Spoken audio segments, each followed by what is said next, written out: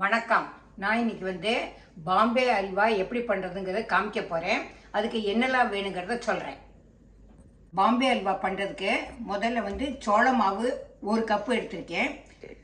அதுக்கு ஜீனி 2 கப்பு வேணும். ஏன்னா கொஞ்சம் இது ஜீனி கொஞ்சம் ஸ்வீட் குறையிறதுனால நான் 2 கப்பு போடுறேன்.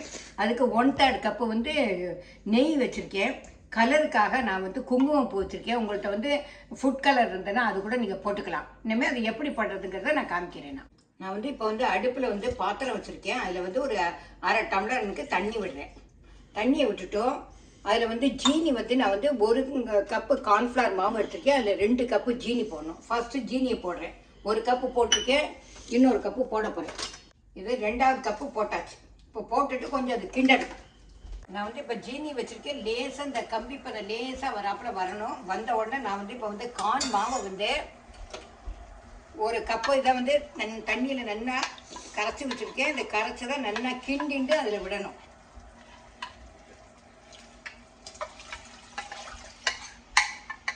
இனிமேல் இதை கிண்ட வேண்டியதான். இதுக்கு நான் கலருக்கு நான் குங்குமப்பூ வச்சுருக்கேன். அதையும் இதோட நான் போட்டுறேன்.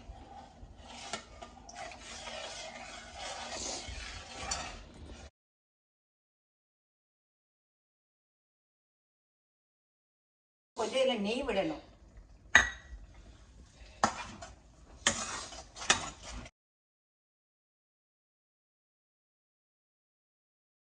கிண்டின்னு இருக்கேன். இதில் கொஞ்சம் கொஞ்சமாக தான் நெய் விடணும். நான் கொஞ்சம் கொஞ்சமாக விட்டுருக்கேன். எங்கிட்ட வெறும்னா இது பேர் நான் குங்குமப்பூ தான் இருந்தது. அதனால அது போட்டிருக்கேன். உங்கள்கிட்ட ஃபுட் கலர் போட்டுனால கொஞ்சம் கலர் வேற கலர் வரும். இந்த அல்வா நல்லா ரெடி ஆகிடுத்தோம். இப்போ இன்னும் கொஞ்சோண்டு நெய்யை விட்டு இதை கிண்டிட்டு இறக்க போகிறேன். நான் இப்போ இதில் முந்திரி பருப்பை போட போகிறேன். போட்டுட்டு கிண்டிட்டு நான் இப்போ ஒரு பாத்திரத்தில் மாற்ற போகிறேன்.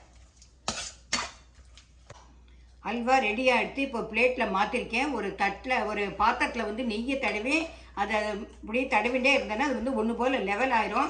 இது ஆறுனதுக்கப்புறம் உங்களுக்கு நான் கட் பண்ணி காமிக்கிறேன். பாம்பே அல்வா ரெடி ஆகிடுத்து. இதை ஒரு பிளேட்டில் மாற்றி பீஸ் போட்டு வச்சுருக்கேன். நீங்கள் இதை சாப்பிட்டு பார்த்துட்டு லைக் பண்ணுங்கோ, ஷேர் பண்ணுங்கோ, சப்ஸ்கிரைப் பண்ணுங்கோ. இதோட டேஸ்ட் எப்படி இருக்கிறது கமெண்ட் பண்ணுங்கோ. உங்களோட பதிலை ஆவலோடு எதிர்பார்க்குறேன். உங்கள் ஃப்ரெண்ட்ஸ் யாராவது இருந்தால் அவளுக்கு நீங்கள் சொல்லுங்கள். நீங்கள் டாட்டா, பை பாய்.